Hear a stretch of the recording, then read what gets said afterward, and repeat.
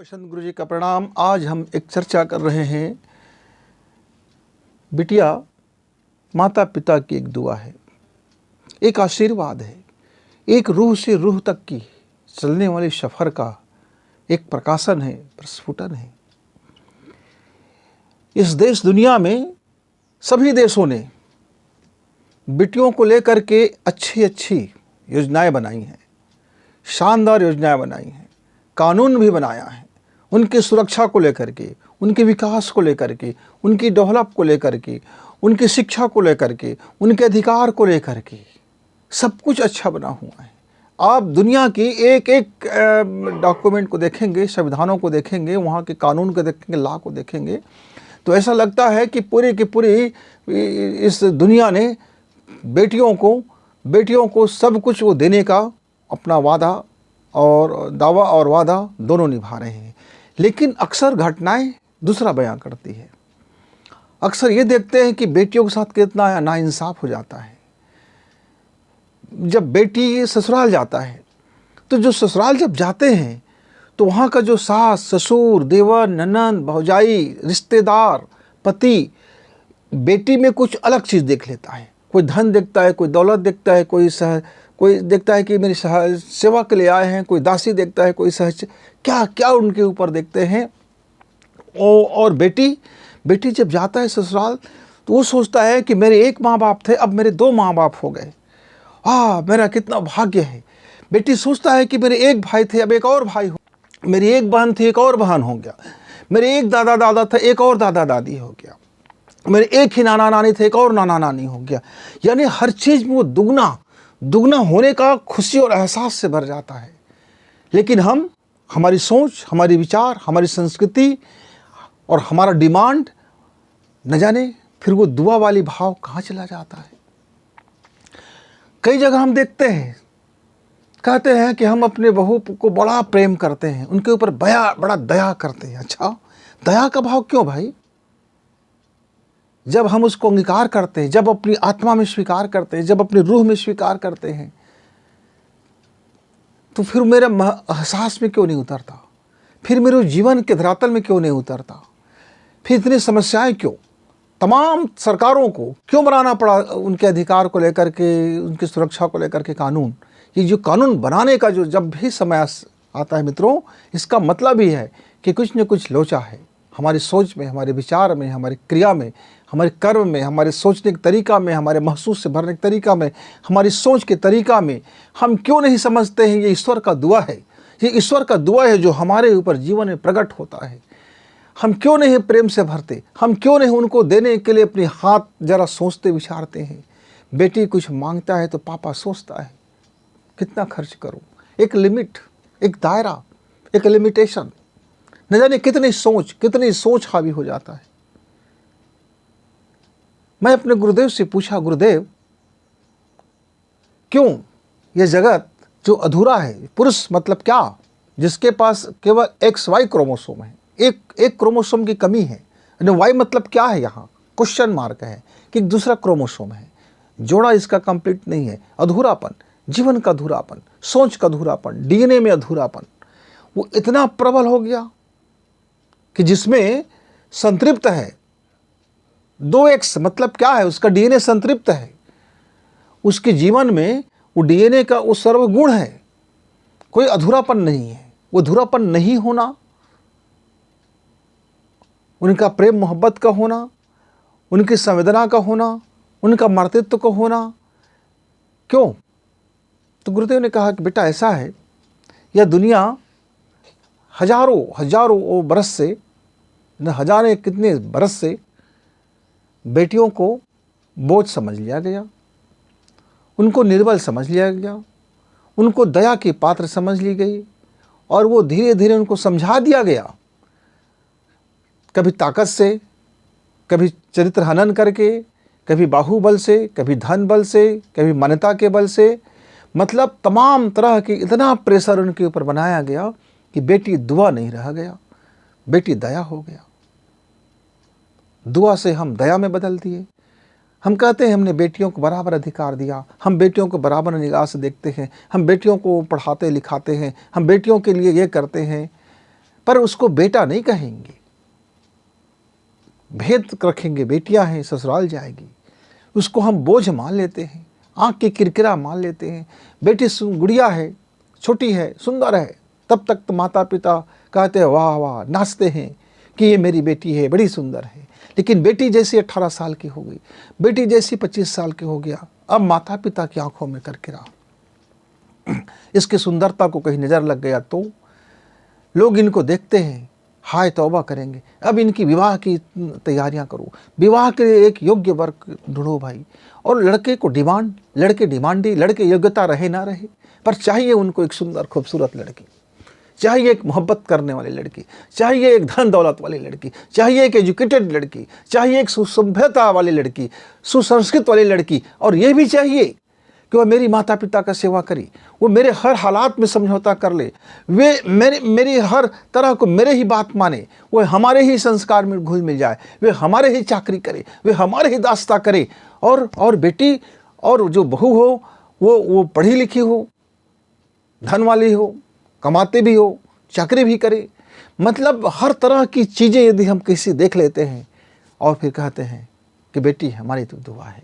मैंने गुरुदेव से पूछा, गुरुदेव आखिर किसकी नज़र लग जाती है जब मेरी वो दुआ है, जब मेरा प्रकाश है, मेरी जब रूह है, जब मेरी आत्मा है, मेरी मुट्ठी भर एक मेरी बेटी वो धूप है मेरे आंचल का। बेटी है तो खुशी है, घर में आंचल है, आंचल खुशी बगड़ी रहती है, अद्भुत है, महक है वो। पर नज़र किसकी लग जाती है? कभी कभी तो माता पिता ही नज़र लगा देते हैं, कह देते हैं जा, यहाँ हमारी बात नहीं मानता। जब ससुराल जाएगी तो वहाँ सास ससुर की लताड़ना मिलेगा, प्रताड़ना मिलेगा, दुख मिलेगा, तकलीफ मिलेगा, पीड़ा मिलेगा, वगैरह वगैरह, तब तुमको पता चलेगा। हम ही बोल देते हैं, जाने अनजाने अवचेतन मन में भेज देते हैं, इस ब्रह्मांड में भेज देते हैं, जा तुमको ससुराल में जब ऐसा मिलेगा तुमको हमारा कदर मालूम होगा। अब नज़र लग गई ना, हमारी ही नज़र। पड़ोसी बोल देते हैं, बड़ी बंठन की निकलती, जब ससुराल जाएगी छमक छल्लो मटकी, जब तेरे सास ससुर और पति ऐसा करेंगे तो तुमको पता चलेगा। अब उनका भी नज़र लग गया। दोस्त भी बोल देते हैं, अरे बड़ी इतराती बनती फिरती है, जाएगी ससुराल तो मालूम होगा, वहाँ की आटे दाल का भाव मालूम होगा। दोस्त, फ्रेंड, और कभी कभी तो उनको चाहने वाले ही बोल देते हैं, यहाँ तो बड़ी मटक झटक रही है, जब जाएगा ससुराल आटे दाल का भाव मालूम होगा, वहाँ नफरत मिलेगा तो मालूम होगा हमारे प्रेम का कदर। यानी हम अपने प्रेम को उनको कदर बताने के लिए उनके अवचेतन मन में, उनके ब्रह्मांड में, उनके फ्यूचर में हम ही कुछ अपनी बद्दुआएं भेज देते हैं, दुआ के नाम पर, प्रेम के नाम पर, माता पिता के नाम पर, भाई बहन होने के अधिकार पर, पड़ोसी होने के अधिकार पर, गुरुजी होने के अधिकार पर, पंडित जी होने के अधिकार पर, मौलवी होने के अधिकार पर, पादरी होने के अधिकार पर, अधिकार, और उनके ऊपर बंदिशें और उनको बद्दुआएं भी दे देते हैं। ये हमारी ही नज़र लग जाती है। मित्रों, जिस दिन आप अपनी नज़रिया उनकी बचपन से लेकर के उनकी विदा के होते तक यदि आपने खुशनुमा माहौल रखा है, अपने नज़र में उसको खुशी रखा है, आप सोचते हैं मेरी बेटी जहाँ जाएगी फूल का बहार होगी, उनको चाहने वालों की कमी नहीं होगा, उनको दुआ देने वालों की कमी नहीं होगा, उनकी खूबसूरत चीज़ों की तारीफ करने वालों की कमी नहीं होगा, वो उनके पैर में कोई एक भी कांटे नहीं, उनके पैर में फूल ही फूल झरेंगे, उनके आंचल में धूप बगरेगी। उनको आप आशीर्वाद दो तो भला। आप उनकी पैदाइशी से लेकर के उनकी विदा के होते तक न जाने क्या क्या क्या क्या सोच करके उनके ब्रह्मांड में ये नज़र फेंक लेते हो, और नज़र लग जाती है कभी सोच का, कभी विचार का, कभी संस्कार का, कभी परंपरा का। तो मित्रों, इसको जरा ठीक रख देखने की ज़रूरत है। पूरे संसार में कभी कोई मौलिक अधिकार के लिए आपको इसके लिए कानून बनाने की ज़रूरत नहीं पड़ेगा। जिस दिन मेरा नीति ठीक हो जाए, जिस दिन मेरा नैतिकता ठीक हो जाए, जिस दिन मेरा विचार ठीक हो जाए, जिस दिन मेरा जीवन जीने की शैली ठीक हो जाए, आप भेद मानिए पुत्र और पुत्री में, आप बराबर नज़र से मत देखिए। हाँ, आपका बराबर नज़र से देखने का मतलब ये होगा कि बेटी को आपको ज़्यादा दर्जा देना होगा, ख्याल रखना होगा। वो आपका अमानत है तो ख्याल रखना होगा। और बेटा भी आपका अमानत है। बेटा को ये मत कहिए कि तू मेरा पीढ़ी बढ़ाएगा, मेरा वंश बढ़ाएगा, मेरा इमका बढ़ाएगा, मेरा ढिमका बढ़ाएगा। बेटा भी उतना और बेटी भी उतना। जब उतना है तो फिर इतना सा भी अधिक क्यों? इतना से भी उस पर ज़्यादा मोह क्यों, इतना से भी ज़्यादा उस पर दुलार क्यों, इतना से भी ज़्यादा उसके लिए हिफाजत क्यों, इतना से भी ज़्यादा उसके लिए सुरक्षा क्यों, इतना से भी ज़्यादा उसके लिए बेनिफिट क्यों। बेनिफिशियरी जब दोनों बराबर है, जब दोनों बराबर है तो आपका सोच में क्यों फ़र्क, विचार में क्यों फ़र्क, परंपरा में क्यों फ़र्क, संस्कार में क्यों फ़र्क, देखने के नज़रिए में क्यों फ़र्क, जीने के तरीका में क्यों फ़र्क, और धूप को देने में क्यों फ़र्क, दोनों की आंचल को सुगंधित करने में क्यों फ़र्क।